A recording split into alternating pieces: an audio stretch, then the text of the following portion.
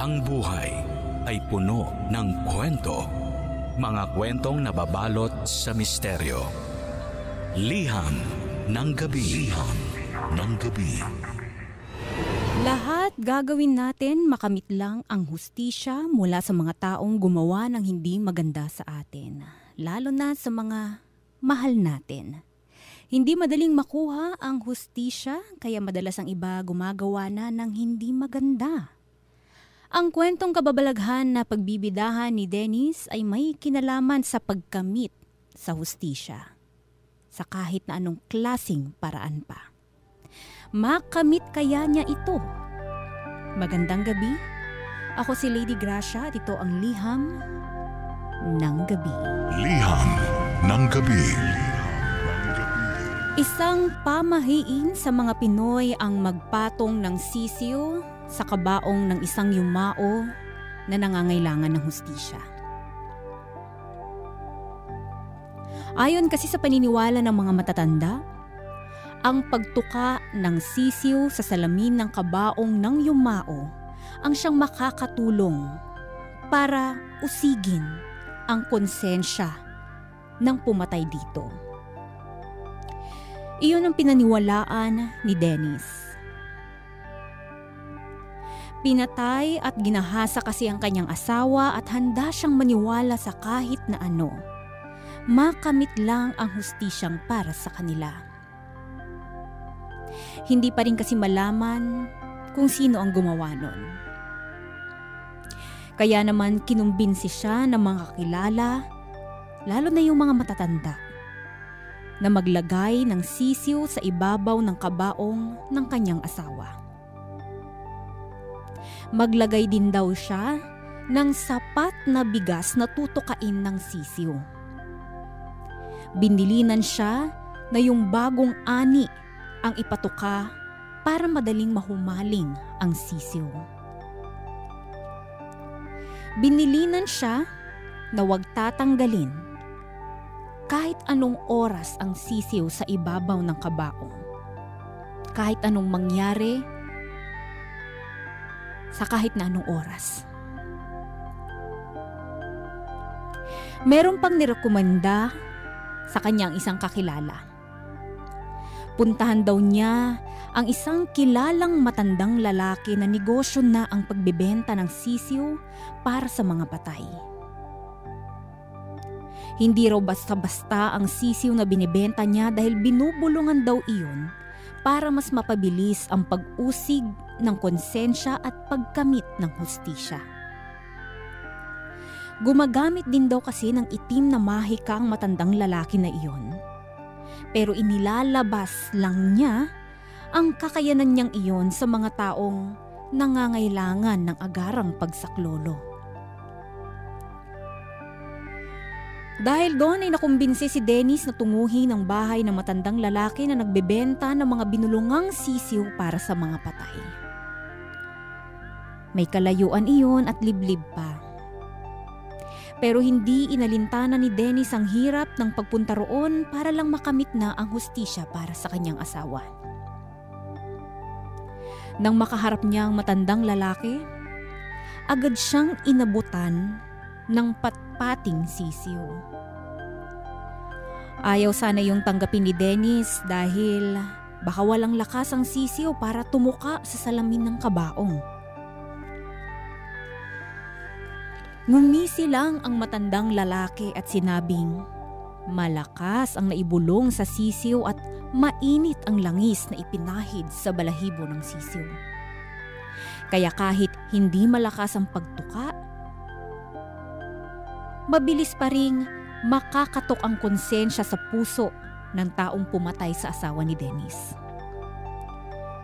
Doon pa lang nakumbinsi si Dennis. Inabutan niya ng malaking halaga ang matandang lalaki bago umalis. Nang makabalik sa kanilang bahay si Dennis, agad niyang ipinatong ang patpating sisiw sa kabaong ng kanyang yumaong asawa. Nag-ikot ng nag-ikot ang sisiw sa salamin ng kabaong. Nilagyan ni Dennis ng bagong aning bigas ang salamin ng kabaong ng kanyang asawa. Doon na mabilis na tumuka ang sisiw. At sa ikatlong tuka sa salamin ng kabaong ng kanyang asawa, nakita ni Dennis na bahagyang nagmulat ang mga mata ng kanyang yumaong asawa at tila tumitig sa sisiw na patuloy ang pagtuka sa salamin ng kabaong. Liham ng gabi.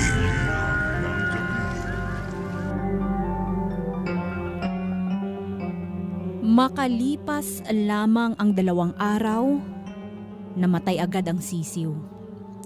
Sa utos ng matandang lalaki, inilibing iyon sa lupa kung saan nakatayo ang pinakamatandang puno sa bakuran ni na Dennis.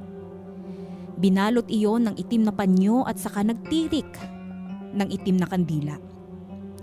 Napag-alaman ni Dennis na kapag namatay agad ang sisiw, ibig sabihin lang ay matigas ang puso ng pumatay at gumahasa sa kanyang asawa. At ayon na rin sa matandang lalaki, nasa malapit lang ang taong gumawa nun kaya mabilis lang na nanghina at namatay ang sisiw. Napabili muli si Dennis ng sisiw ngunit wala pang kalahating araw ay namatay muli iyon. Sa ikatlong beses na nag-abot ng sisiw ang matandang lalaki, siniguro niyang hindi na iyon basta-bastang mamamatay. Ginamitan na raw niya iyon ng pinakamalakas na mahika at dasal na siyang makakatulong para matriple ang lakas nun kumpara sa mga naunang sisiw. Ginamitan na nga ng itim na mahika ang sisiw na iyon. Hindi na iyon pinabayad pa kay Dennis dahil kahit mismong matandang lalaki ay gusto na ring makamit ang hustisya para sa asawa ni Dennis. Totoong naging malakas at matibay ang sisiw. Matalas ang pangtuka ng sisiw na nagdala ng mas maingay na tunog kapag tumutuka ito sa salamin ng kabaong ng asawa ni Dennis. Isang gabi, habang abala ang mga bisita sa pagkakape at pagsasakla sa labas ng bahay, nilapitan ni Dennis ang kabaong ng asawa. Wala pa ring humpay ang pagtuka ng sisiw sa salamin ng kabaong. Marami ng gasgas ang salamin dala ng pagtuka ng sisiw. Marami na ring ipot ng sisiw sa salamin na agad namang nililinisan ni Dennis. At sa paglilinis niyang iyon, napatitig siya sa mukha ng yumao niyang asawa. Halatang hindi payapa ang mukha nito. Nasaktan si Dennis. Napaiyak na lang bigla. Tumigil ang pagtuka ng sisiw sa ibabaw ng salamin ng kabaong. Napatitig na lang si Dennis sa sisiw. Dala marahil ng kadesperaduhan nito, binulungan niya ang sisiw. Sinabi ni Dennis na mag-ingay ang sisiw kung nasa malapit lang ang salarin sa pagkamatay ng kanyang asawa. Wala pang 1 minuto ay mabilis na nag-ingay ang sisiw. Nagpaikot-ikot pa ito sa kabaong.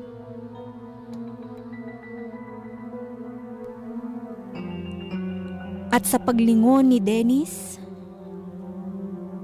nakita niya ang kanyang tatay na blangkong nakatingin sa kanya. At mas lalo pang nag-ingay ang sisiw nang lumapit ang tatay ni Dennis sa kabaong para sumilip. Liham ng gabi.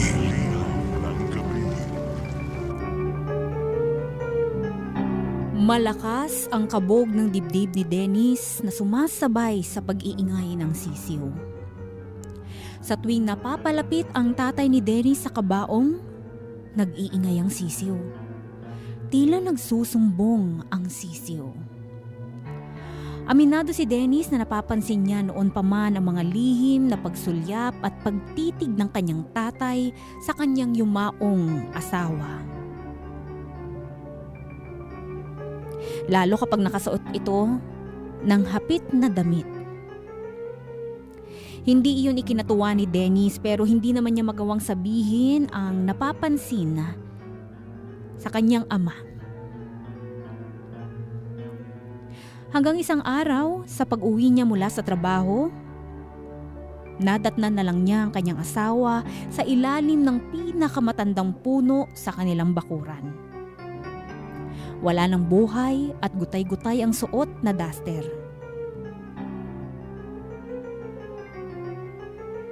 Nangingitim pa ang leeg dala ng mahigpit na pagkasakal dito. Iyon din ang lumabas sa medical legal ng kanyang asawa. Iyon ang dahilan kung bakit namatay ang kanyang asawa.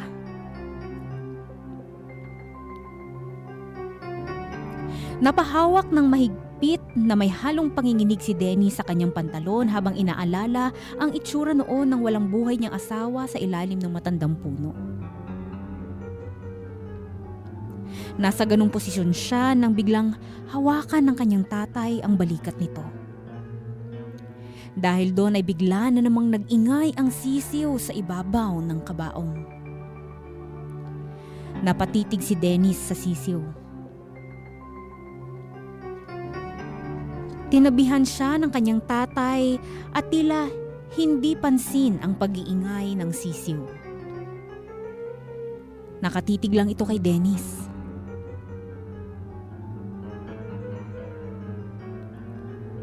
Dennis, alam kong alam mo na. Maiksi at makahulugang sabi ng kanyang tatay kay Dennis. Nilibot ng mga mata ni Dennis ang buong kabahayan. Walang ibang tao maliban sa kanilang mag-ama. Maski sa labas ng bahay ay wala ring ibang tao. Tanghaling tapat kasi iyon at wala pang dumadalaw sa lamay sa ganung oras sa kanila.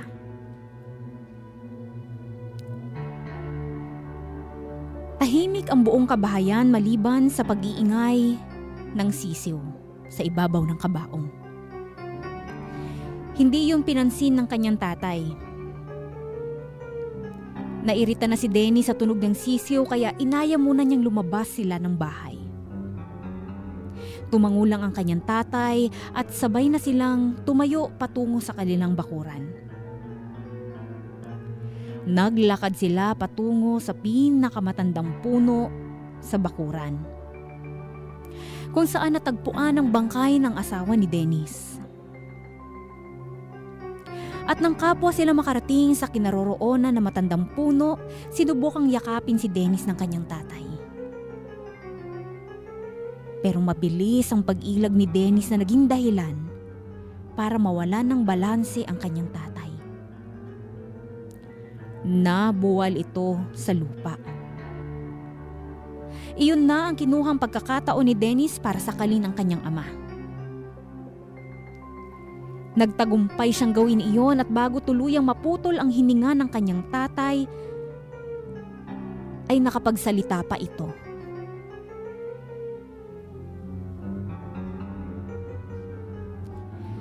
Sana mapatawad ka pa namin ng asawa mo sa ginawa mo. At saka siya binitawan ni Dennis nang mawalan na ito ng pulso.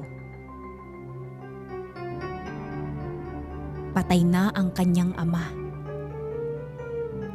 Napangisi si Dennis.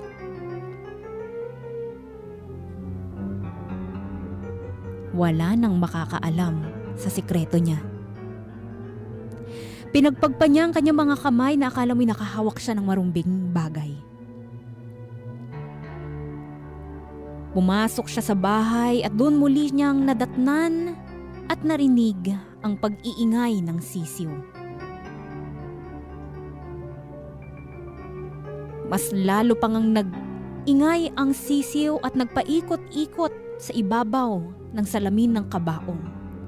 Patuloy din ito sa pagtuka sa salamin ng kabaong na tila ginigising ang yumaong asawa ni Dennis. Tila nagsusumbong, tila nagpapasoklolo.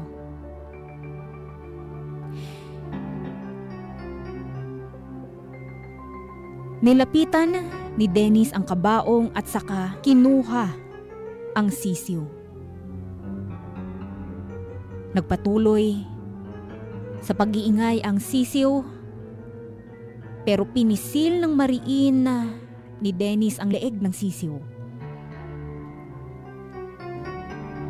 Tumigil na sa wakas ang pag-iingay ng sisiw. Tahimik na muli ang buong kabahayan.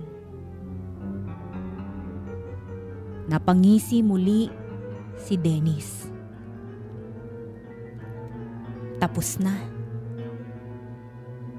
Wala nang makakaalam na siya ang totoong salarin sa pagkamatay ng kanyang asawa't ama.